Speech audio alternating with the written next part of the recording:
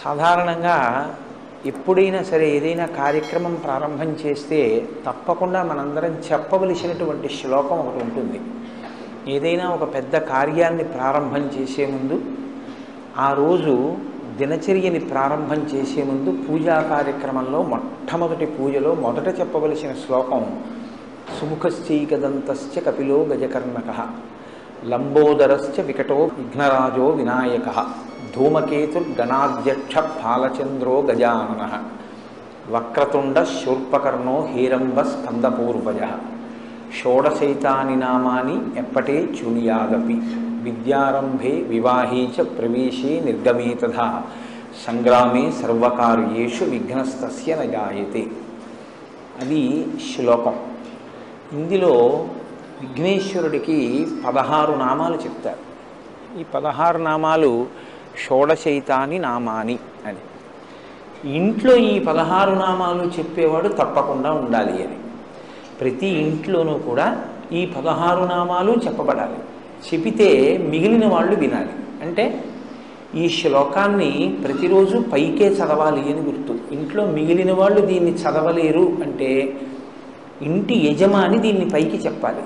చెప్తే మిగిలిన వాళ్ళు వినవలసి ఉంటుంది. కనీసం ఏమిటంటే పూజ ప్రారంభం అవుతోంది అంటే వెళ్ళి అక్కడ నిలబడడం కష్టం కాదుగా. పూజ మధ్యలో ఏదైనా అంగం అంటే మాకు తెలియదండి, ఆ సమయానికి ఏదో పనిలో ఉంటాం, ఎలా పెడతాం అనొచ్చు. పూజ ప్రారంభం చేసి ఘంటారామం చేయగానే వెళ్ళి అక్కడ నిలబడడం పెద్ద విశేషం ఏం కాదు. కాబట్టి ప్రతిరోజు మనం ఈ 16 నామాలు చెప్పాలి. కనీసంలో కనీసం పెద్దలు చెప్తున్నప్పుడు వినాలి. 21 కదా విఘ్నేశ్వరుడికి అన్ని పూజకి వాడబడేటటువంటి సంఖ్య. మరి ఈ శ్లోకం దగ్గరికి వచ్చేటప్పటికి 16 అన్నమాట ఎందుకు వాడారు? షోడశైతాని నామాని. 21ని 16 ఎందువల్ల చేయవలసి వచ్చింది అంటే షోడశ కళా ప్రపూర్ణుడు చంద్రుడు. చంద్రుడికి 16 కళలు. 16 కళలు చంద్రుడికి ఉంటే మనిషి జీవితం కూడా షోడశ సంస్కారములతో ఉంటుంది. చిట్ట చివరి సంస్కారం అంత్యేష్టి సంస్కారం.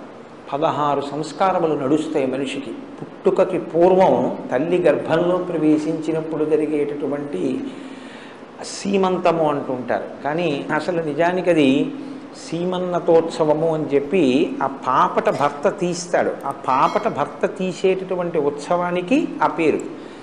అక్కడ ప్రారంభం చేసి శరీరం పడిపోయిన తరువాత చేసేటటువంటి అంత్యేష్టి సంస్కారంతో 16 నడుస్తాయి. మీరు ఎప్పుడైనా ఎవరికైనా అభ్యున్నతిని కోరుకున్న వారైతే ఇవి 16 అడుగుతారు. ఈ 16 ధర్మ, అర్థ, కామ, మోక్ష, భక్తి, జ్ఞాన, వైరాగ్యములు. ఇక్కడికి 7. దీర్ఘాయుర్దాయం. దీర్ఘాయుర్దాయంతో పాటుగా రోగాలు లేనటువంటి ఆరోగ్యంతో కూడినటువంటి జీవితం, సంపద కలిగి ఉండడం, సంపద అభివృద్ధి చెందడం, అభివృద్ధి చెందినది స్థిరత్వాన్ని పొందడం, దీనితో పాటు ఆ యజమాని వీర్యమును పొంది ఉండడం, అంటే కదిలిపోకుండా ఉండగలిగినటువంటి స్థితి, విజయాన్ని పొందడం, తలపెట్టిన కార్యాలు విజయవంతం అవుతూ ఉండడం, పుత్రపౌత్రాభివృద్ధిని చూడగలగడం, అంటే కొడుకుల్ని మనవల్ని కూడా చూడాలి. కులదేవతని మీరు ఎవరిని అర్చన చేస్తున్నారో వారు ఆ యజమాని యందు ప్రీతి చెంది వారిని అనుగ్రహించుగాక. ఈ 16 సిద్ధించడానికి ఏవి విఘ్నాల రూపంలో అడ్డొస్తున్నాయో, ఏవి ప్రతిబంధక రూపంలో వస్తున్నాయో వాటిని తొలగించి ఈ 16ంటిని సిద్ధింపజేయగలిగినటువంటి వాడు గణపతి. కాబట్టి 16 నామములు చెప్పినప్పుడు మొట్టమొదటి నామంతో ఆయన ఏమని పిలుస్తున్నాం? సుముఖ. సుముఖ అంటే మంచి ముఖమున్నవాడు. సంస్కృతంలో ముఖము అన్న మాటకి నోరు అని కూడా అర్థం. సుముఖ అంటే మంచి ముఖం. ముఖము ఇప్పుడు వస్తుంది, పుట్టుకతో వస్తుంది. విఘ్నేశ్వరుడు యొక్క పుట్టుక ఎలాగా? ఆయన పుట్టుక ఒక స్త్రీ గర్భవాసం చేసి జన్మించిన వాడు కాదు. అమ్మవారు ఆవిడ సుమంగళి, అందున నిత్య సుమంగళి, నిత్య యవ్వనంలో ఉండేటటువంటి తల్లి. అటువంటి తల్లి కనుక ఎప్పుడూ పసుపు రాసుకుని ఉంటుంది ఆవిడ. ఎప్పుడూ పసుపు రాసుకుని ఉండేటటువంటి అమ్మవారు ఒకానొక రోజున తన ఒంటి మీద ఉన్న పసుపు నలిచింది. నలిచి ముద్ద చేసి ప్రాణప్రతిష్ఠ చేసింది. ఇప్పుడు విఘ్నేశ్వరుడు యొక్క మొదటి స్వరూపం నరవినాయకుడు. అంటే నరుడు ఎలా ఉంటాడో అలాగే పుట్టారు ఆయన. మరి గజముఖం ఎక్కడి నుంచి వచ్చింది? పరమశివుడు నరముఖాన్ని తొలగించాడు, గజముఖాన్ని పెట్టాడు. మనకి వినాయక వ్రత కల్పన కథలో ఏం చెప్తారంటే, ఏదో పరమేశ్వరుడు ఎక్కడికో వెళ్ళాడు, ఇంటికి వచ్చాడు, పార్వతీదేవి లోపల బయట కాపుగా పెట్టింది, నువ్వెవరివన్నాడు, నేను కాపలా ఉన్నాను లోపలికి వెళ్ళొద్దని ఆయన అన్నాడు, వీళ్ళిద్దరికీ దెబ్బలాట వచ్చింది, యుద్ధం జరిగి త్రిశూలంతో తలకై తీసేశాడు అంటారు. పార్వతీదేవి ఏడిచింది, అందుకుని తీసుకొచ్చి గజముఖాన్ని పెట్టాడు. అలాగ కథల్ని మీరు అలాగే చెప్పేస్తే పిల్లలకి వాళ్ళకి ఏమవుతుందంటే ఏదో భక్తికి నమస్కారం చేస్తారు కానీ వాళ్ళకి అనుమానం ఉండిపోతుంది. మీరేమో మంత్రపుష్పంలో ఈశాన సర్వ విద్యానాం ఈశ్వర సర్వభూతానాం బ్రహ్మాధిపతి బ్రహ్మణోధిపతి బ్రహ్మా శివో మే అస్తు సదాశివోం అని సమస్త విద్యలకు ఆలవాలం పరమశివుడని చెప్పి తన ఇంటి ముందు తన భార్య ఒంటి మీదున్న పసుపు తీసి ముద్ద చేసి ప్రాణప్రతిష్ఠ చేసి సృజించిన స్వరూపం తన కుమారుడే ఎదురుగుండా ఉన్నవాడని తెలుసుకోలేనటువంటి వాడు పరమశివుడే. దెబ్బలాట పెట్టుకుని పిల్లాడి తలకాయ తీసేస్తాడా? ఏమిటండి కథ? అది కాదు దాని అర్థం. కొంచెం జాగ్రత్తగా మీరు అర్థం చేసుకోవాలి. గజాసురుడు అని ఒక రాక్షసుడు ఉండేవాడు. గజాసురుడు అన్న రాక్షసుడు లోకాలన్నిటినీ బాధ పెడుతున్నాడు. నువ్వు ఎలా చనిపోతావురా అంటే, నా ముఖం ఉన్నవాడు చంపితే నేను చచ్చిపోతానన్నాడు. కాబట్టి ఇప్పుడు ఏనుగు ముఖంతో పిల్లవాడు రావాలి. కాబట్టి పరమశివుడు ఏమనుకున్నాడంటే, అమ్మవారి ఒంటి మీద ఉన్న పసుపుతో తయారు చేయబడిన వాడు కాబట్టి సాక్షాత్ శక్తి సంపన్నుడు. ఇటువంటి పిల్లవాడికి ఏనుగు ముఖం ఉంచితే గజాసుర సంహారం జరుగుతుంది. అందుకని ఆయన ఆ తలకాయని తొలగించి ఉత్తరాభిముఖంగా అమంగళకరంగా తలపెట్టుకుని నిద్రపోతున్న ఏనుగు ఎక్కడైనా ఉంటే దాని తల తెంచి తీసుకురామన్నాడు. అది కైలాస పర్వత సానువుల్లో పడుకునుంది ఒక ఏనుగలాగా. దాని తల కోసి తీసుకొచ్చారు. అప్పుడు ఆ తల ఈ పిల్లవాడికి పెట్టి ప్రాణప్రతిష్ఠ చేశారు. చేస్తే ప్రాణప్రతిష్ఠ అంటే జీవం పోశారు. ఇప్పుడు ఆ పిల్లవాడికి ఏనుగు ముఖం వచ్చింది. ఇప్పుడు ఏనుగు ముఖంతో ఉన్న పిల్లవాడు గజాసుర సంహారం చేశాడు.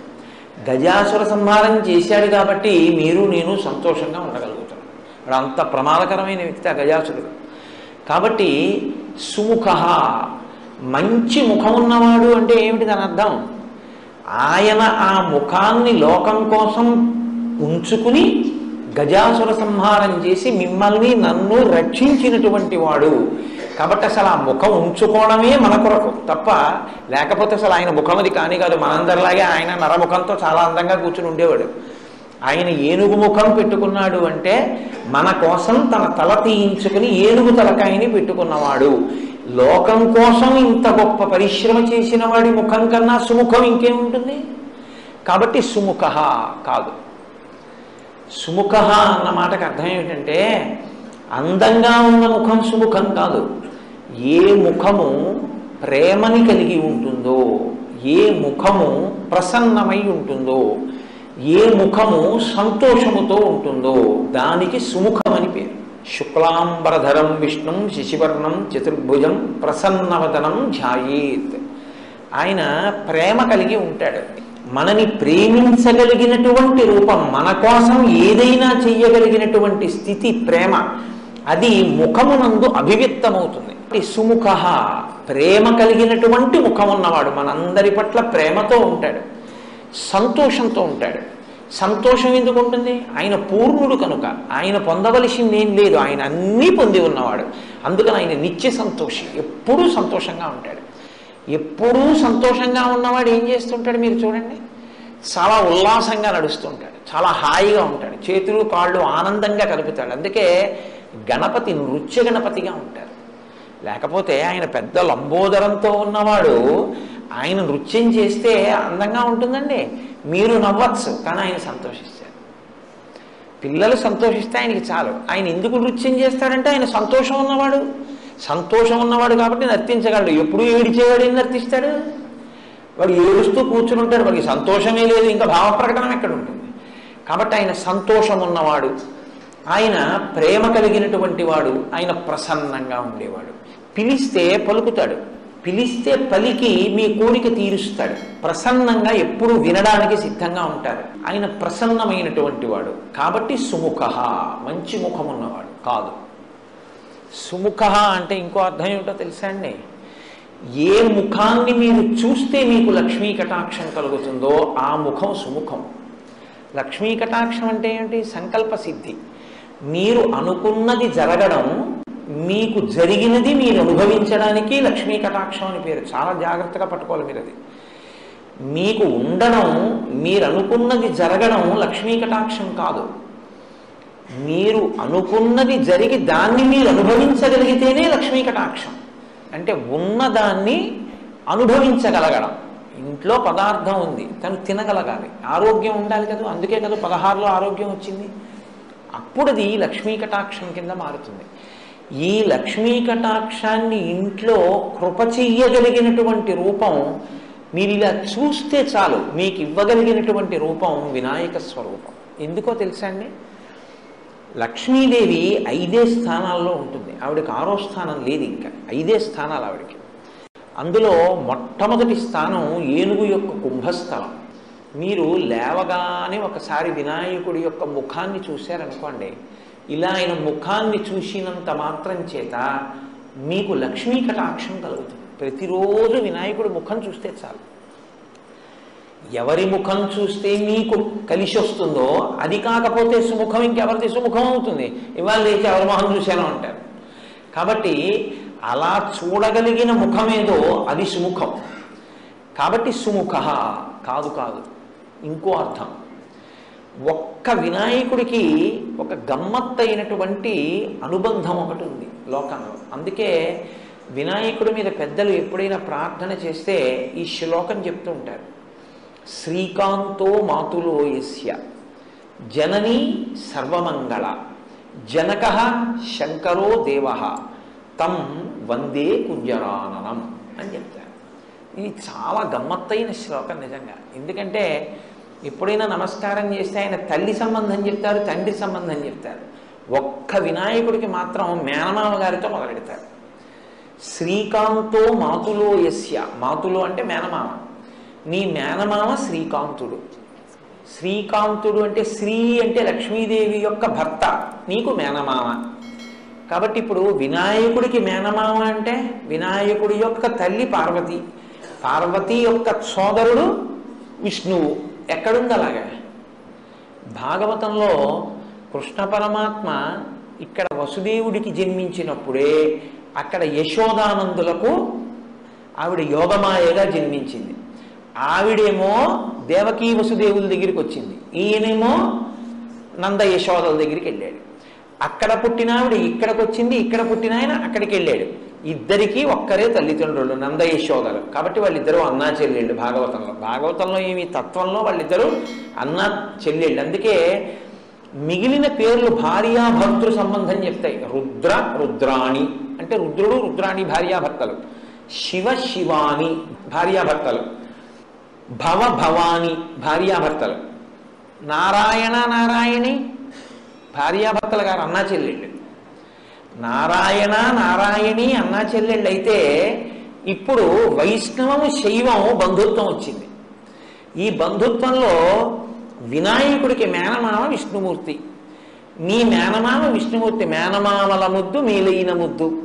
కాబట్టి ఇప్పుడు వినాయకుడికి నమస్కారం పెడితే విష్ణుమూర్తి ప్రీతి చెందుతాడు. ఎందుకంటే మా మేనల్లుండి పూజ చేస్తున్నాడు వీడిని. అత్తయ్యో లక్ష్మీదేవి. శ్లోకం దేంతో మొదలైంది? మంగళప్రదమైన శ్రీకారంతో మొదలైంది. శ్రీకాంతో మాతులో యస్య. విష్ణువు అనుగ్రహం కావాలంటే వినాయకుడికి నమస్కారం పెట్టాలి. జనని సర్వమంగళ. ఆ తల్లి ఎవరు? ఆవిడ సర్వమంగళ, అన్ని మంగళములే చేస్తుంది ఆవిడ. అసలు ఆవిడే మంగళసూత్ర రూపంలో ఉంటుంది. అందుకే సర్వమంగళారాధన చేస్తే కానీ మంగళసూత్రం కట్టరుగా. కాబట్టి ఆవిడ లోకములన్నిటిలోనూ కూడా మంగళములకు మంగళం ఆ తల్లే, సర్వమంగళస్వరూపం. నీ తల్లో సర్వమంగళ, నీ తండ్రో జనక శంకరో దేవో శంకరోతి ఇది శంకర. శుభములను చేయువాడెవరో ఆయన శంకరుడు. శుభములను చేసేటటువంటి శంకరుడు నీకు తండ్రి. తం వందే కుంజరాననం. ఓ ఏదో ముఖం ఉన్నవాడా నీకు నమస్కారం. నీ ముఖం చూస్తే ఏమైంది? నమస్కారం పెడితే లక్ష్మీ కటాక్షం వచ్చింది. ఇప్పుడు ఆయనతో అనుబంధాలు ఉన్న వాళ్ళందరూ ఏం చేస్తున్నారు? మేలే చేస్తున్నారు. శ్రీకాంతో లక్ష్మీ భర్త సర్వమంగళ, మంగళసూత్రాన్ని కాపాడుతుంది, ఎప్పుడు మంగళాలు ఇస్తుంది. శంకరో, ఆయన ఎప్పుడు శంకరోతి, ఆయన శుభాలు చేస్తుంటాడు. నువ్వు అసలు చూస్తే శోభిస్తావు. కుజరానన, కాబట్టి ఇప్పుడు సుముఖ, నీకన్నా మంచి ముఖం ఉన్నవాడు ఎవరయా? కాబట్టి సుముఖ. సుముఖ అంటే ఎప్పుడూ మాట్లాడకూడదు, అదే పనిగా మాట్లాడుతూ ఉండడం తప్పు. సుముఖ అంటే ఎప్పుడూ మాట్లాడకూడదు, అదే పనిగా మాట్లాడుతూ ఉండడం తప్పు. భూపసభాంతరాలమల పుష్కళ వాక్చతురత్వము ఆజి బాహాపటు శక్తియున్ యశమునందనురక్తియు ప్రకృతి సిద్ధ గుణంబులు సజ్జనాళికిన్. ఆయన్ని మామూలుగా మీరు ఎప్పుడన్నా చూస్తే ఏంటండి ఆయన ఏంటంటే ఆయనకేం తెలుస్తుందండి అలా ఉన్నాడు అనుకుంటారు. ఆయన సభలోకి వచ్చి కూర్చున్నాడు అనుకోండి, శారద నాలుక మీద నర్తిస్తుంది.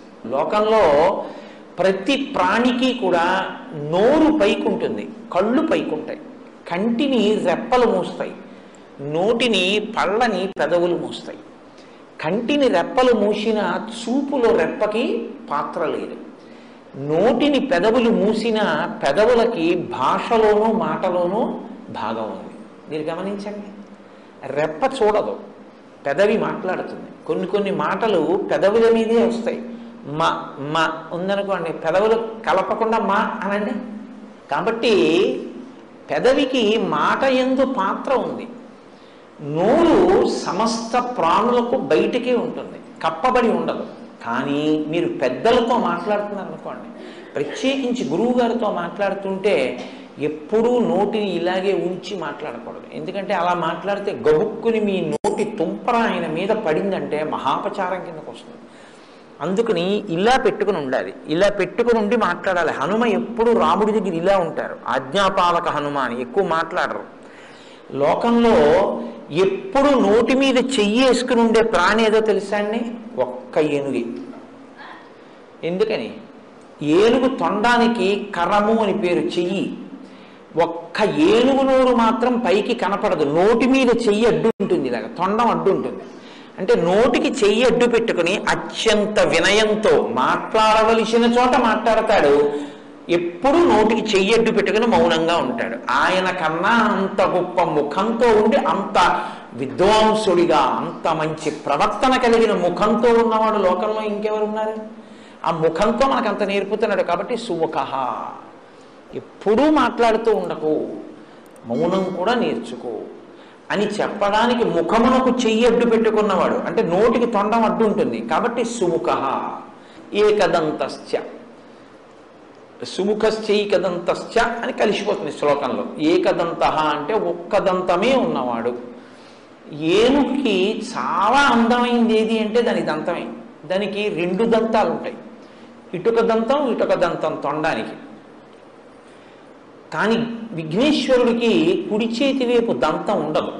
ఎందుకు ఉండదు అంటే ఆయనే విరిచేశాడు. ఎందుకు విరిచేశారు అంటే మహాభారత రచన చెయ్యవలసి వచ్చింది. వ్యాసుల వారు నేను వేగంగా శ్లోకాలు చెప్పేటప్పుడు రాయగలిగినటువంటి సమర్థుడెవరు అని అడిగారు. విఘ్నేశ్వరుడు రాస్తాడన్నారు. మరి ఆయన నేను మధ్యలో ఆపను, నేను చెప్తుంటే రాసేయాలన్నారు. ప్రపంచంలో ఏ కలం పట్టుకున్నా ఎప్పుడో అప్పుడు ఏదో ఇబ్బంది వస్తుంది. అందుకని ఆయన అటువంటి కలం కావాలి అంటే లోకంలో ఇంకొకటి లేదు అని చెప్పి తన దంతాన్ని విరిచి ఆ దంతంతో మహాభారత రచన చేశారు. అంటే అత్యంత అందం ఏనుగుకి దంతమే, అందుకే ఏనుగు దంతాలు అంటారు. ఏనుగు దంతం అంత అందం ఏనుగుకి. తన శరీరానికి అంత అందం ఇచ్చేదాన్ని లోకోపకారం కొరకు త్యాగం చేశాడు ఆయన. మహాభారత రచన పంచమ వేదం కనుక ఇది లోకానికి అందితే కొన్ని కోట్ల మంది జీవితాలు తరిస్తాయి. దానికోసం నాకు ఒక దంతం లేక నేను వికారంగా ఉన్నా పర్వాలేదని ఒక దంతం విరిచేశాడు. ఎవరు సమాజ ప్రయోజనము కొరకు తనకి ఈశ్వరుడిచ్చినటువంటి విభూతిని నైవేద్యంగా పెట్టేస్తాడో వాడు చాలా గొప్ప వ్యక్తి. గొప్పతనం దానివల్ల వస్తుంది తప్ప కేవలం రెండు దంతాలు ఉంచుకున్నంతం కాదు. ఒక దంతాన్ని విరిచి మహాభారత రచన చేసిన మహానుభావుడు కాబట్టి రెండు దంతాలు లేకుండా ఒక దంతమే ఉన్నా మహానుభావా నువ్వు ఇంత త్యాగం చేశావు అని ఏకదంతశ్చ ఒక దంతం ఉండి మమ్మల్ని ఉద్ధరించిన వాడా, పంచమ వేద రచన యందు సాయపడిన వాడా లేదు. ఇంకో అర్థం ఏంటో తెలుసా అండి, గజముఖాసుర సంహారం చేసినప్పుడు ఎన్ని అస్త్రములను ప్రయోగించినా ఆయన మరణించలేదు. అప్పుడు తన దంతాన్ని విరిచి అభిమంత్రించి విడిచిపెట్టారు వినాయకుడు, దానికి పడిపోయాడు. కాబట్టి తన దంతంతో గజముఖాసురుణ్ణి వధించిన వాడు కనుక ఏకదంతశ్చ సుముఖశ్చైకదంతశ్చ కపిలో. కపిలో అంటే ఎర్రటి వర్ణం ఉన్నవాడు అని బాహ్యార్థం. కేవలం ఎర్రటి వర్ణం ఉన్నవాడు అంటే బాగా ఎరుపు కాదు. ఎరుపు అంటే మీరు ఏదో రక్తం ఎలా ఉంటుందో మరీ ముద్ద కట్టినటువంటి ఒక ఎర్ర మందారం ఎలా ఉంటుందో అటువంటి ఎరుపు చెప్పకూడదు. నలుపు జీరతో కూడిన ఎరుపు చెప్పాలి. అంటే దాన్ని కొంచెం మీకు అర్థమయ్యేటట్టుగా అనాలంటే డల్ రెడ్ అనొచ్చు. బాగా ప్రకాశవంతంగా ఉన్న ఎరుపు కాదు, తిలకం కుంకం అటువంటిది కాదు, కొంచెం తక్కువ స్థాయిలో ప్రకాశించేటటువంటి ఎరుపు. ఇప్పుడు ఈ ఎరుపు ఎక్కడది అని అడిగారు వినాయకుడికి. ఎందుకంటే ఎప్పుడు ఆయన్ని చెప్పినా ఆయన తెల్లగా ఉన్నాడని చెప్తాం. శుక్లాంబరధరం విష్ణుం శశివర్ణం చతుర్భుజం అని, చంద్రుళ్ళ తెల్లగా ఉంటాడు అని. మరి కపిలో ఎర్రటి రంగున్నవాడు అని ఎక్కడి నుంచి వచ్చింది ఆయనకి అంటే, ఆయన ఒక మహారణ్యంలో గజముఖాసుర సంహారం చేసినప్పుడు ఆ గజముఖుడితో పోరాడి ఆయన్ని సంహరించినప్పుడు నరసింహస్వామి వారు హిరణ్యకశిపుడి యొక్క రక్తంతో ఎలా తడిశారో అలా ఆయన కూడా నిత్తుటితో తడిశారు. ఆ నిత్తుటితో తడిసినప్పుడు తెలుపు మీద వచ్చి పడ్డ ఎరుపు వల్ల ఏర్పడినటువంటి మందమైన ఎరుపు రంగుతో ప్రకాశించినటువంటి స్వరూపం కపిలః. లోకం కోసం అటువంటి కాంతి పొందినవాడు కాదు. ఆ కపిల రూపం లోకానికో ధర్మాన్ని నేర్పింది. ఏమిటో తెలుసా అండి, ఈశ్వరుడికి కర్మయందు దోషం ఏమి ఉండదు. ఆయన లోకం కోసం ఒక కర్మ చేస్తాడు తప్ప పాంచభౌతిక శరీరంతో వచ్చి కర్మ అనుభవించడానికి వచ్చి పుణ్యపాపములు అనేటటువంటి కట్టుబాటుకి లొంగి చేసేవాడు కాదు. అయినా ఆయన తండ్రి గారిలాగే మర్యాదస్తుడు, పరమశివుడిలాగా. గజముఖాసుర సంహారం చేసిన తరువాత ఆయనకి బ్రహ్మహత్యా పాతకం వచ్చింది అన్నాడు. నిజంగా వస్తుందా? ఏం రాదు. కానీ లోకంలో ఒక బ్రాహ్మణ స్వరూపంతో ఉన్నవాడు రాక్షసుడైనా బ్రహ్మరాక్షసుడైనా ఆయన్ని చంపడం వల్ల తనకి దోషం వచ్చింది కాబట్టి తొలగించుకోవడానికి రావణ సంహారం చేసిన తర్వాత రామచంద్రమూర్తి రామేశ్వరంలో శివలింగ ప్రతిష్ఠ చేసినట్టు ఈయన కూడా ఒకానొక చోట గజముఖీశ్వరుడు అని పేరు కలిగినటువంటి శివలింగ ప్రతిష్ఠ చేశారు. అలా శివలింగ ప్రతిష్ఠ చేసి లోకానికి ఒక ధర్మాన్ని నేర్పారు. మహాపాతకం నశించాలి అంటే శివలింగ ప్రతిష్ఠ చేయడం వినా లోకంలో ఇంకో మార్గం లేదు అని నేర్పినటువంటి వాడు కపిల స్వరూపంతో. కాబట్టి సుముఖశ్చైకదంతశ్చ కపిలో గజకర్ణకః. గజకర్ణకః అంటే ఏనుగు యొక్క చెవులు. అదేమిటండి, ఏనుగు ముఖం ఉన్నవాడికి ఏనుగు చెవులు, కాకపోతే ఏనుగు ముఖం ఉన్నవాడికి పిల్లి చెవులు ఎందుకు ఉంటాయి? అలా ఎందుకు చెప్పడం అంటే, మీరు కొంచెం జాగ్రత్తగా గమనిస్తే లోకంలో మీరు ఏ దేవతా స్వరూపం దగ్గరికి వెళ్ళి చూడండి, వాళ్ళ చెవులు మీకు కనపడవు. ఎందుకు కనపడవో తెలుసా? మొసలి పిల్లల్లో ఉంటాయి, అందుకే మకర కుండలాలు అంటారు వాటిని. ఇలా మొసలి పిల్ల ఎలా ఉంటుందో అలా ఇంతంత ఆభరణాలు ఇలా పెట్టేసుకుంటారు. మీరు ఏ దేవతా స్వరూపం దగ్గరికి వెళ్ళండి, ఇక్కడ పెట్టుకోవు దేవతా స్వరూపాలు. ఈ చెవులు ఇలా కప్పేస్తాయి. కప్పేస్తే మీరు చూడండి, మీరు వచ్చి ఏదో మాట్లాడుతున్నారు అనుకోండి, నేను ఇలా పెట్టుకుని ఉన్నాను అనుకోండి, పెట్టుకుని ఉంటే మీరు ఏమంటారు? వింటున్నాడో వింటలేదో, ఏమిటో అలా ఉన్నాడు, మరి చెవులోకి వెళ్ళిందో లేదో నేను చెప్పింది. ఏ దేవతా స్వరూపం దగ్గరికి వెళ్ళినా మీకు అనుమానం ఉంటుంది. ఒక్క వినాయకుడి దగ్గర ఉండదు. ఎందుకో తెలుసా? కప్పబడని చెవులు ఉన్నవాడు ఆయన ఒక్కడే. ఏనుగు ముఖమున్నవాడివే కాదు, ఏనుగు చెవులు ఉన్నవాడివి. ఎందుకో తెలుసా? మేము ఏదన్నా చెప్తే వినపడుతోంది అనడానికి నువ్వు ఒక్కడివే బాగా మాకు నమ్మకస్తుడివి. ఎందుకంటే చెవులు కప్పవు, చక్కగా కదులుతుంటాయి కూడా, అందుకని ఎప్పుడు వింటూ ఉంటావు మేము చెప్పేటటువంటివి. కాబట్టి గజకర్ణకః, అటువంటి చెవులున్నవాడా నీకు నమస్కారం. లంబోదరశ్చ, లంబోదరుడు అంటే చాలా పెద్ద కడుపున్నవాడు కాదు, వ్రేలాడుతున్న కడుపున్నవాడు. వ్రేలాడుతున్న కడుపు ఉండడం అంటే ఇలా అర్ధవృత్తాకారంగా ఇలా పెరిగినటువంటి కడుపు. ఇప్పుడు మీరు ఇలా మీకు వృత్తాకారం కనపడుతోంది అంటే దానికి ఇటు కూడా వృత్తాకారం ఉంది అనుకుంటే అదొక పూర్ణాకారంతో ఉందన్నమాట. నిండు సున్న ఎలా ఉంటుందో అలా ఉంటుంది. ఇప్పుడు ఈ లంబోదరం ఎందుకుందో తెలుసా అండి ఆయనకి? లంబోదరాన్ని కానీ మీరు చూస్తే ఆయన మీకు ఏం గుర్తొస్తుందంటే ఆయనకి మోదకము అని ఉంటుంది. మోదకము అంటే లోపల పూర్ణం పెట్టి వండుతారే దాన్ని మోదకం అంటారు. లేకపోతే ఉండ్రాళ్ళంటే గుండ్రంగా ఉంటాయి, లోపల కొబ్బరితో చేసినటువంటి మధుర పదార్థాన్ని కూడా ఉంచి చేస్తూ ఉంటారు బూరెలాగా. అవి ఆ మోదకాలు ఆయనకి ప్రీతి అంటారు. ఆయనకి ప్రీతి అన్నప్పుడు మీరు ఒక విషయం గుర్తుపెట్టుకోండి, లోకంలో సాధారణంగా మీరు ఇంట పచనం చేసినవి దేవతలు తీసుకోరు. ఇడ్లీ నైవేద్యం, సమోసా నైవేద్యాలు ఉండవు లోకంలో. సత్వగుణ భరితమైనటువంటి పదార్థాలే నివేదన ఉంటాయి. మీరు ఏదో పాయసం చేసి నైవేద్యం పెట్టారనుకోండి, వాళ్ళు తిన్నారని మీరు ఊహ చేస్తారు, మీ భావన చేత వాళ్ళు తృప్తి పొందుతారు. వాళ్ళు కూడా దృష్టి ప్రసారం చేస్తారు.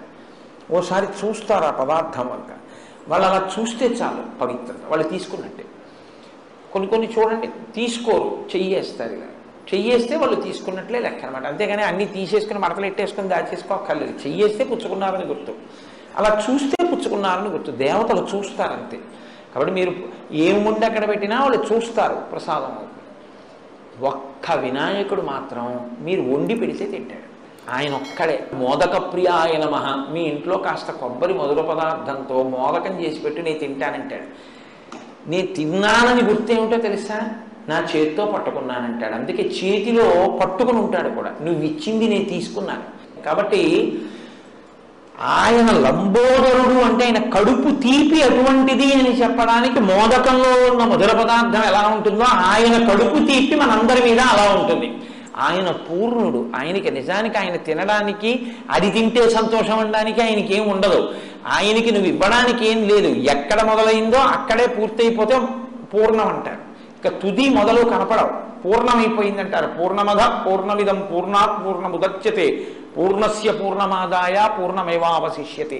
కాబట్టి ఆయన పూర్ణుడు, అన్నీ ఉన్నవాడు. అన్నీ ఉన్నవాడు, మన ఎందు అపారమైన ప్రేమ ఉన్నవాడు, కడుపు తీపి ఉన్నవాడు. ఇది లంబోదరుడు. సమస్త బ్రహ్మాండములు ఆయన ఎందే ఉన్నాయి. కాబట్టి సుముఖశ్చైకదంతశ్చ కపిలో గజకర్ణకః లంబోదరశ్చ వికటో. వికటో అన్న మాటకి హాస్యస్ఫోరకమైనటువంటి పనులు చేసేటటువంటి వాడు అని ఒక అర్థం.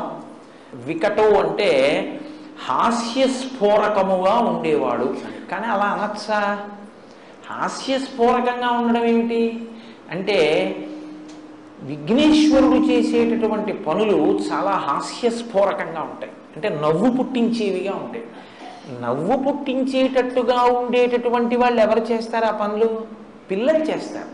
పెద్దవాళ్ళు నవ్వు పుట్టించే పనులు చేస్తే బాగుండదు, పిల్లలే చేస్తారు. కాబట్టి ఆయన పిల్లవాడు, ఎప్పుడూ పిల్లవాడు. ఎప్పుడూ పిల్లవాడు అంటే దాని ఉద్దేశం ఏమిటో తెలుసా అండి? ఒక్కటే, పిల్లవాడికి ఓ లక్షణం ఉంటుంది, ఇప్పుడు కోపడతాడు, అప్పుడు మర్చిపోతాడు. అలా భక్తుల మీద కోపమే పెట్టుకోకుండా చేసిన దోషానికి శిక్షించి మళ్ళీ వెంటనే అనుగ్రహించే స్వరూపం ఏదుందో, అందుకే మీకు వినాయకుల్లో ఉన్న గొప్పతనం ఏమిటో తెలుసా అండి? కర్మ ఫలితంగా మీరేదైనా ఆపదలో ఉన్నారనుకోండి, వినాయకుడు కాళ్ళు పట్టుకుంటే ఆయన ఏం చేస్తాడంటే ఆ ఆపద రూపంలో మీ కష్టంలో వ్యగ్రత కల్పించి తీసేసి మీకు శాశ్వత సుఖాన్ని ఇచ్చేస్తాడు. కాబట్టి గణపతి చాలా గొప్పగా అనుగ్రహిస్తాడు. మహానుభావుడు వినాయకుడు. వికటో, ఆయన చేసే పనులు హాస్యస్ఫోరకంగా ఉంటాయి, కానీ ఆయన చాలా బాగా అనుగ్రహించేటటువంటి స్వరూపం ఉన్నవారు. ఆయన చేసే పనులు ఏమిట్రా ఇలాగా అనిపిస్తుంది, కానీ చాలా గమ్మత్తుగా ఉంటుంది ఆయన చేసేది. మీకు నేను ఉదాహరణ చెప్పాలంటే, ఇందాక అన్నా కదా శ్రీకాంతో మాతులో యస్య, మేనమామ గారు శ్రీ మహావిష్ణువు ఒకసారి వినాయకుడి పుట్టినరోజు వచ్చింది. మేనమామని పిలిచారు. మేనమామ అత్తయ్య వెళ్ళారు, లక్ష్మీదేవి నారాయణుడు. ఏవో బహుమానాలు పట్టుకెళ్ళాడు మేనల్లుడికని. అన్నీ అక్కడ పెట్టి, ఒరే నాన్న నీకు తెచ్చాను రా అని చూపిస్తుంటే, ఇవన్నీ ఇస్తుండడంలో సుదర్శన చక్రాన్ని పక్కనెట్టుకున్నాడు ఆయన. ఆ పిల్లాడికి ఈ చక్రం నచ్చింది, గుడుక్కుని నోట్లో పడేసుకున్నాడు. ఏముందంటే ఆ తొండంతో తీసి ఇలా పెట్టి మింగేశాడు. అయ్యి బాబోయ్ నా చక్రం ఏదన్నాడు, మింగేశాను మామయ్య అన్నాడు. అయ్యి బాబోయ్ మింగేస్తే ఎలాగరా, మరి ఎలాగరా, ఇచ్చేయరా ఇచ్చేయరా ఇచ్చేయరా అంటే ఇస్తాడా? ఆ లంబోదరంలో పడేసుకుని పరిగెడుతున్నాడు అటు ఇటును. అప్పుడు శ్రీ మహావిష్ణువు ఆలోచించారు, ఎలా వీడి కడుపులోంచి తేవడం, వీడికి ఏదైనా హాస్యస్ఫోరకంగా ఉంటే సంతోషిస్తాడే. అదో విచిత్రం. మిగిలిన ఈ దేవుళ్ళ దగ్గర వీడు డిసిప్లిన్డ్గా కూర్చోవాలి, ఆయన దగ్గర సంతోషమైన పనులు చేస్తే సంతోషిస్తాడే. వీడికి నవ్వు పుట్టిద్దామని గుంజీలు తీశారు. గుంజీలు అన్నవి మొదట తీసిన వారు విష్ణుమూర్తి. తీస్తే వినాయకుడు చూసి, మామయ్య మామయ్య అదేమిటి ఇలా పట్టుకుని అలా ఊగుతున్నామని పెద్ద నవ్వు నవ్వాడు. పిల్లవాడికి పలక మారి లోపల నుంచి సుదర్శన చక్రం బయటపడ్డాడు. అమ్మయ్య చాలా బాబు అని కలుపుకుని తీసుకున్నారు. అందుకే ఇప్పటికీ ఆయన అనుగ్రహానికి ఏం చేస్తారంటే వెళ్ళి గుంజీలు తీస్తారు ఆయన దగ్గర. ఎక్కడి నుంచి వచ్చింది ఇదంటే శాస్త్రంలో అక్కడి నుంచి వచ్చింది. హాస్యస్ఫోరకంగా ఉండి అనుగ్రహిస్తారు మహానుభావుడు. విఘ్నరాజు, వినాయకుడు అని 2 పేర్లు. మీరు బాగా జ్ఞాపకం పెట్టుకోవాలి ఈ విషయాన్ని. ఒకే దేవాలయ ప్రాంగణంలో 2 వినాయకులు ఉన్నారనుకోండి, ఉంటే ఒకరు విఘ్నరాజు, ఒకరు వినాయకుడు. మీరు రాజద్వారంలోంచి లోపలికి రాగానే కనపడేవాడు విఘ్నరాజు, ఇంకా లోపలికిడితే కనపడేవాడు వినాయకుడు. ఒకే దేవాలయ ప్రాంగణంలో 2 వినాయకులు ఉన్నారనుకోండి, ఉంటే ఒకరు విఘ్నరాజు, ఒకరు వినాయకుడు. మీరు రాజద్వారంలోంచి లోపలికి రాగానే కనపడేవాడు విఘ్నరాజు, ఇంకా లోపలికిడితే కనపడేవాడు వినాయకుడు. విఘ్నరాజు, వినాయకుడు సమాన స్థాయిలో పూజలు అందుకుంటారు ఎప్పుడు. ఎందుకో తెలుసా అండి? ఒకరు విఘ్నాన్ని కల్పిస్తారు, ఒకరు విఘ్నాన్ని తీసేస్తారు. విఘ్నాన్ని కల్పిస్తే విఘ్నరాజు, విఘ్నాన్ని తీసేస్తే వినాయకుడు. అదేమిటంటే కల్పించడం ఎందుకండి అని మీకు అనుమానం రావచ్చు. విఘ్నాన్ని ఎందుకు కల్పిస్తారో తెలుసా అండి? మిమ్మల్ని ఏదైనా మీరు చేసినటువంటి గత జన్మలలోని పాపకర్మ మహోగ్రమైన రూపంతో తరువుకొచ్చి మీకు ఏదైనా చాలా ఉగ్రమైన ఫలితాన్ని ఇవ్వబోతుంటే చిన్న ప్రతిబంధకంగా అడ్డొచ్చి తీసేస్తాడు. వినాయక అంటే అర్థం ఏమిటో తెలుసా అండి? దాని వ్యతిరేకార్థంలో వి అన్న అక్షరం సంస్కృతంలో సమర్థిస్తుంది, వ్యతిరేకిస్తుంది కూడా. విచిత్రము అన్నాను అనుకోండి, విశేషమైన చిత్రము అని. విధవ అన్నాను అనుకోండి, భర్త లేనిది అని వ్యతిరేకార్థం ఇస్తుంది, సమర్థిస్తూ అర్థం ఇస్తుంది. వినాయకుడు అంటే తన మీద నాయకుడు లేనివాడు అని, తానే నాయకుడు. సుముఖశ్చైకదంతస్య కపిలో గజకర్ణక లంబోదరస్య వికటో విఘ్నరాజో వినాయక ధూమకేతు. ఆయనకి ధూమకేతు అని ఒక నామం. ధూమకేతు అంటే తోక చుక్క అని అర్థం. తోక చుక్క దర్శనీయం కాదుగా. అయితే ధూమం అంటే పొగ, కేతు అంటే పతాకం, పొగ పతాకముగా కలిగినవాడు అని. ఆ పేరు ఎక్కడొచ్చింది వినాయకుడికి అంటే, ఒకానొకప్పుడు ధూమాసురుడు అని ఒక రాక్షసుడు ఉండేవాడు. ఆయన ఏమిటంటే విషపు వాయువుల్ని అందరి మీదకి పంపి చంపుతూ ఉండేవాడు. ఆయనకు అదో శక్తి. ఆయన గురించి ఎందుకంటే ఇప్పుడు మనం పాయిజనస్ గ్యాసులు విడిచిపెట్టుకోవట్లేదు కాబట్టి ఆయన అలా చంపుతూ ఉండేవాడు. ఒకానొకప్పుడు ఆయనకి జ్యోతిష్కులు ఒక మాట చెప్పారు, నిన్ను చంపేవాడు పక్క రాజ్యపు రాజుగారి భార్య కడుపున పుడుతున్నాడు. ఈయన రాక్షసుల్ని పంపించాడు ఆ రాణిగారిని చంపేమని. ఈయన గూఢచార అక్కడికి వెళ్ళేటప్పటికి పాపం ఆ రాజు రాణి ఏకశయ్యాగతులై ఉన్నారు. వాళ్ళని చూస్తే జాలేసింది ఆయనకి. చాలా అమాయకంగా ఉంది ఆవిడ, గర్భిణి. అయ్యో ఈవిడ్ని చంపేయడం ఏమిటని ఆ తల్పాన్ని తల్పంగా తీసుకెళ్లి అరణ్యం మధ్యలో వదిలిపెట్టేశాడు. ఇది రాక్షసుడికి తెలిసింది. ఈలోగా వాళ్ళు తెల్లవారు లేచేపటికి అడవిలో ఉన్నారు ఆ రాజదంపతులు. వాళ్ళు వెంటనే వినాయకుడిని ప్రార్థన చేశారు, ఈశ్వరా నువ్వు కాపాడి మమ్మల్ని కృప చేయని. వెంటనే ఆవిడ కడుపులోంచి పిల్లవాడి రూపంలో విఘ్నేశ్వరుడు వచ్చి ఆవిడ తొడ మీద కూర్చున్నాడు. ఈ రాక్షసుడు ధూమాసురుడు వాళ్ళిద్దరినీ చంపుదామని చంపలేదు, గూఢచారం తెలుసుకుని అడవి మధ్యలోకి వెళ్ళాడు. వెళ్ళి ఆ విషపు గాలిని తన అస్త్రంగా ప్రయోగించాడు. వినాయకుడు అలాగే కూర్చుని అదంతా తను పుచ్చేసుకున్నాడు. పుచ్చేసుకుని మళ్ళీ కొత్తగా అస్త్రం ఎందుకు ప్రయోగించడం అని ఈ పుచ్చుకున్న విషపు గాలిని తిరిగి ఆయన మీదకి ప్రయోగించాడు. ఆయన తిరిగి ప్రయోగిస్తే ఆ రాక్షసుడు మరణించాడు. కాబట్టి ధూమమును కేతముగా అంటే తన యొక్క జెండాగా కలిగి ధూమాసురుణ్ణి చంపినవాడు కాబట్టి ధూమకేతు. కాబట్టి సుముఖశ్చైకదంతశ్చ కపిలో గజకర్ణక లంబోదరశ్చ వికటో విఘ్నరాజో వినాయక ధూమకేతుర్గణాధ్యక్ష. గణాధ్యక్ష అంటే గణము అంటే ఒక సంఘము అని. ఏదో జంతు గణము అన్నాను అనుకోండి, జంతువులన్నీ అందులోకి వస్తాయి. మనుష్య గణము అన్నాను అనుకోండి, మనుష్యులందరూ అందులోకి వస్తారు. దేవతాగణములు అన్నాను అనుకోండి, దేవతలందరూ అందులోకి వస్తారు. ఆయా సమూహములు అని. ఆయన గణపతి అంటే గణములకు పతి. ఎన్ని గణములు ఎన్ని సమూహములు ఈ లోకంలో ఉన్నాయో అన్నిటికీ పతి అంటే పొందబడవలసిన వాడు అని. పతి అంటే ఆయనని పొందుతుంది స్త్రీ, దాంతో పరిపూర్ణత్వాన్ని సాధించుకుంటుంది పతిని పొంది. కాబట్టి ఆయన వలన పూర్ణత్వాన్ని పొందుతుంది, బిడ్డల్ని పొంది. మనమందరం ఆ పతి మనకి గతి, ఆయన్ని మనం పొందుతాం. గణములన్నిటికీ లోకంలో ఉన్న సమస్త భూతముల చేత పొందబడవలసిన వాడు ఆయనే, కాబట్టి ఆయన గణపతి. కాబట్టి విఘ్నరాజో వినాయక ధూమకేతుర్ గణాధ్యక్ష ఫాలచంద్రో. ఫాలచంద్రో అంటే పరమశివుడు ఎలా తన కిరీటం మీద ఆ శిరస్సు మీద చంద్రమౌళి అంటారు, తదియనాటి చంద్రబింబం ఎలా ఉంటుందో అటువంటి చంద్రరేఖని ధరిస్తాడో, ఈయన కూడా చంద్రరేఖని ధరించేటటువంటి స్వరూపం ఉన్నవాడు. వినాయకుడే ఒకానొకప్పుడు చంద్రుణ్ణి ఆయన్ని చూసి నవ్వాడని, నిన్ను చూసిన వాళ్ళందరూ అపనిందల పాలవుతారంటే చూసిన వాళ్ళందరూ తిరుగుతుంటే చంద్రుడు సముద్రంలో పడిపోయాడండి. మళ్ళీ క్షీరసాగర మండలంలో పైకి వచ్చాడు. అప్పుడే చతుర్దశి మహాత్యం ఇచ్చాడు ఆయన. చతుర్దశి నాడు ఎవరైనా వినాయకుడిని పూజిస్తే విశేష ఫలితాలు వస్తాయి. పైగా ఆయన్ని కానీ మీరు విఘ్నేశ్వరుణ్ణి చూసి ఆయనకి ఏం అక్కర్లేదు, అందరూ పనికి మాలిందని ఏమంటారో ఒక గరికె పోగు, ఒక గరికె తీసుకొచ్చి ఆయనకి ఇచ్చారనుకోండి, మీకు ఆయన ఏమి ఇస్తాడో తెలుసా అండి? అష్టైశ్వర్యాలు ఇస్తాడు. కాబట్టి ఫాలచంద్రో గజానన, ఏనుగు యొక్క ముఖం ఉన్నవాడు. మళ్ళీ ఇది ఏమండి మీరు ఇందాక చెప్పినట్టు సుముఖ అన్న దాంట్లోకి వస్తోంది. సుముఖలోకి ఏనుగు ముఖాన్ని అన్వయం చేసి చెప్పాను మీకు, కానీ ఇప్పుడు ప్రత్యేకంగా ఏనుగునే చెప్తున్నారు. ఏనుగునే ఎందుకు చెప్తారో తెలుసా అండి? ఏనుగు తలకి ఒక బుద్ధి ఉంది. ఏమిటి ఆ బుద్ధి అంటే, మీకు ప్రపంచంలో ఒక పెద్ద క్రేన్ ఉందనుకోండి, ఆ క్రేన్ని ఈ పెద్ద ఇనప స్తంభాన్ని ఎత్తు అన్నారనుకోండి, ఎత్తేస్తుంది. ఓ గుండు సూదిని కిందేసి ఓ క్రేను ఈ గుండు సూది తీయి అన్నారనుకోండి, అది తీయలేదు, దానికి సాధ్యం కాదు. గుండు సూదిని శ్రావణం అని ఉంటుంది, కంసాలి వారి దగ్గర ఉంటుంది, వాళ్ళు ఇలా పట్టుకుని ఎత్తుతారు.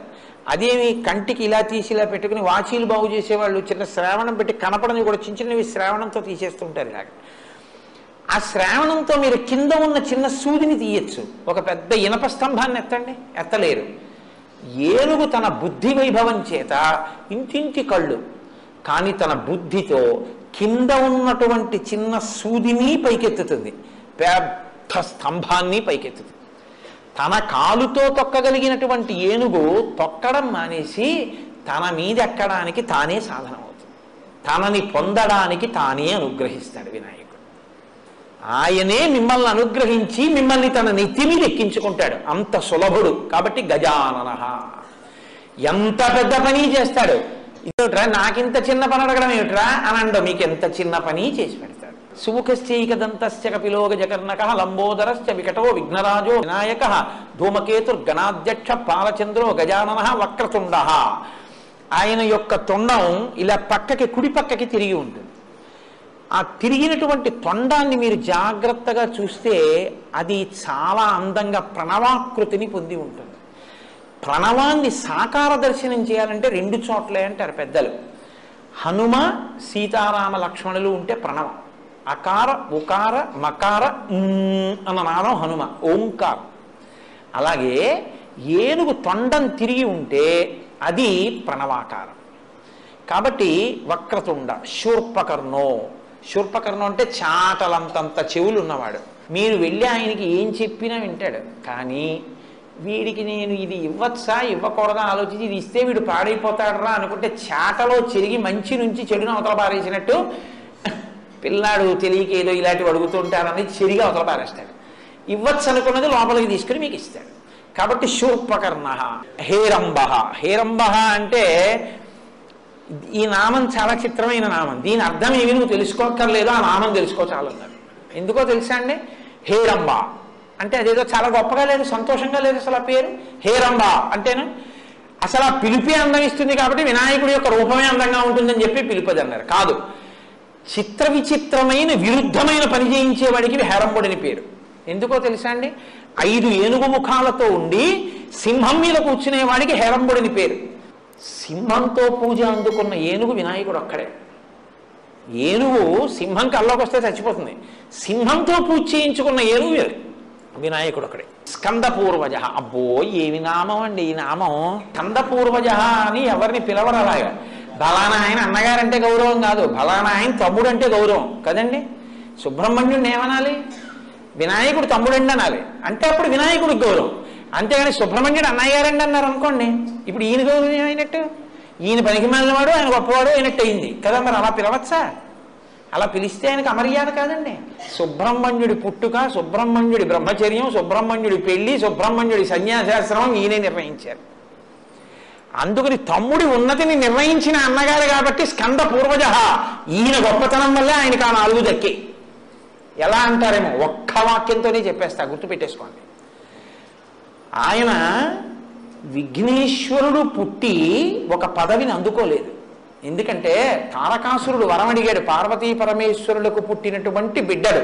పార్వతీ పరమేశ్వరుల యొక్క సంయోగం లేకుండా, స్త్రీ పురుష సంయోగం లేకుండా పుట్టినటువంటి పార్వతీ పరమేశ్వరుడి యొక్క పుత్రుల చేత నేను వధింపబడతాను.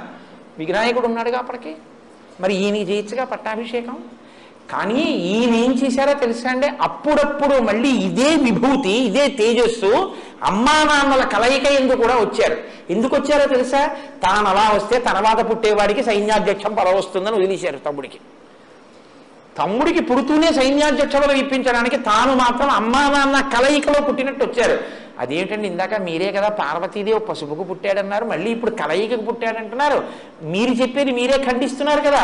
మీరు లలితా సహస్రనామ స్తోత్రం చూడండి. కామేశ్వర ముఖాలోక కల్పిత శ్రీ గణేశ్వర. ఆ భండాసురుడు విఘ్నయంత్రం వేశాడు. అమ్మవారు ప్రీతితో పరమశివుడి వంక చూసింది. ఇద్దరి చూపులు అనురాగంతో కలుసుకున్నాయి. వినాయకుడు పుట్టాడంటే చూపులో ఏదో ఒకటి, ఇద్దరి కలయిక ఉందా లేదా? ఇద్దరి కలయికతో పుట్టాడు కాబట్టి సైన్యాధ్యక్ష పదవి తీసుకుని తారకాసుర సంహారం చేయడానికి పనికిరాడు. అలా తనకి తాను చేసుకుని తమ్ముడికి పదవించడం కోసమని తన పదవి పుట్టుకోకుండా వదిలేశాడు. ఇప్పుడు ఆయన పుట్టాడు.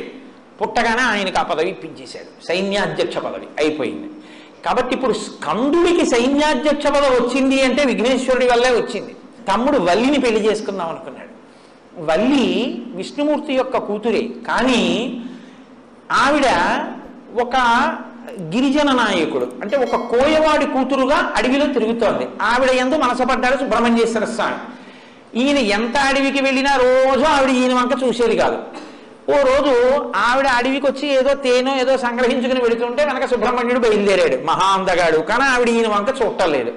అన్నయ్య అన్నయ్య ఏంటన్నయ్య నా ప్రారంభం, ఎంత అందరూ నా వెంట పడతారు, నేను వెంట పడినా ఈ పిల్ల నన్ను చూడటం లేదు అన్నయ్య అన్నాడు. నీకెందుకు అబ్బాయి, నీ పెళ్లి నేను చేస్తానని ఆయన పెద్ద ఏడుగు రూపంలో వచ్చి ఆవిడ్ని తరిమాడు. ఆ వల్లి భయపడిపోయి పరిగెత్తుకుంటూ వెళ్ళి రక్షించని సుబ్రహ్మణ్యుడిని కౌగిలించుకుంది. అన్నయ్యగా అంతర్ధానం అయిపోయాడు, వల్లి కళ్యాణం అయిపోయింది. అందుకే తమ్ముడికి పెళ్లి చేసిన వాడు ఆయనే. పెళ్లి చేసింది వినాయకుడే, రాజ్యం ఇప్పించింది వినాయకుడే. పుట్టుక అలా ఉండేటట్టు, తాను ఇద్దరితో కలిస్తే పుట్టినట్టు, కలవకుండా పుట్టినట్టు సుబ్రహ్మణ్యుడికి అధికారం ఇచ్చినవాడు ఆయనే. జ్ఞానఫలం ఇస్తానరా, ఎవరు భూప్రదక్షిణం చేస్తే వాళ్ళకి ఇస్తానన్నాడు పరమశివుడు. ఆయన నెమలివాహనం ఎక్కి వెళ్ళిపోయాడు. ఈయన పార్వతీ పరమేశ్వరుడికి ప్రదక్షిణం చేసి నించున్నాడు. ఆయన అన్నీ తిరిగి వచ్చారు. ఊరే తల్లిదండ్రులకు ప్రదక్షిణం చేస్తే భూప్రదక్షిణం చేసినట్టే మీ అన్నయ్య మరి ప్రదక్షిణం చేసేశాడు, వాడికి ఇచ్చేస్తున్నానని జ్ఞానఫలం వినాయకుడికి ఇచ్చేశారు. నెమలి వాహనం ఉంటే మాత్రం ఇంత తిరిగి వచ్చిన అన్నయ్యకి వెళ్ళిపోయింది, జ్ఞానఫలం ఎందుకు వచ్చింది ఇదంతా అని వైరాగ్యం వచ్చి సన్యసించి దండాయుధపాణి అని చేతిలో దండం పట్టుకుని శంకరాచార్యుల వారిలాగా ఓ కాషాయం కట్టుకుని గోచి పెట్టుకుని ఆయన వెళ్ళి ఓ క్షేత్రంలో నించున్నాడు. తమ్ముడికి సన్యాసం వైరాగ్యం వచ్చేట్టు కూడా చేసిన వాడు గణపతి. అందుకని స్కంద పూర్వజ, స్కందుడి గొప్పదనాన్ని అన్నగారే నిర్ణయించాడు అన్ని విధాలా. కాబట్టి స్కంద పూర్వజ అంటేట సుబ్రహ్మణ్యుడు కూడా సంతోషం.